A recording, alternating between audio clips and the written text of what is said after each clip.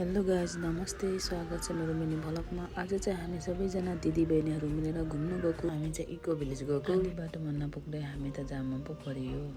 गाडीभित्र एकदमै गर्मी भइरहेको थियो, त्यही भएर हामी बाहिर निस्के, यताउताको भ्यूहरू हेर्दै रमाइलो गरे। एकछिनपछि जाम पनि खुल्यो, झन् असिना पानी पो पर्न थाल्यो।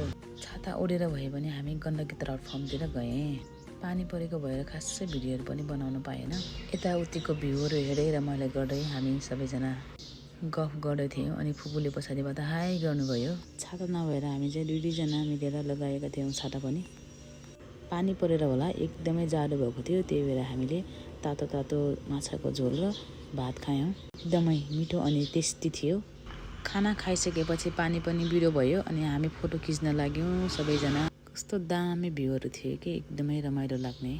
हाम्रो दिदीबहिनीहरूको ग्रुपको फोटो खिच्न लागेको त कुकुर पनि त्यहाँएर बसेको रहेछ, थाहै भएन। पछि भिडियोमा हेरेर पो थाहा भएको। हेर्नुहोस् न, हाम्रो हिँडेको भिडियो यस्तो हुन्छ है गाइज। हाम्रो ग्रुपको राम्रो भिडियो भनेको यही होला है। मलाई मन परेको भिडियो हो है गाइज। यो चाहिँ आएको चाहिँ पछाडि लास्टमा के छाता ओढेर घुमाउने घरमा भिडियो बनाउन भनेको त सबैजना कता कता हराएको। यता आउँदा हाम्रो फुपूले चाहिँ बुढी आमाको पाला आयो भन्दै पिङ खेल्नु भएको रहेछ। उहाँलाई चाहिँ दसैँ लागेको जस्तो भएको रे, दसैँमा पिङ खेलेको याद आयो रे। यता आउँदा त ग्रुपको फोटो सुट हुँदै रहेछ। हामी पनि ग्रुपमा फोटो खिच्यो र हामी लाग्यौँ इको भिलेजतिर।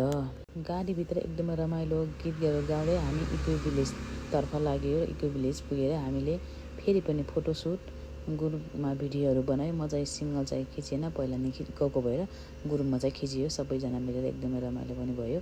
अनि यता फुपूहरूले चाहिँ हिँडेको भिडियो बनाउन भनेर म हिँडेको भिडियो बनाएको त है। तिनजना त आफ्नै आफ्नै तालमा।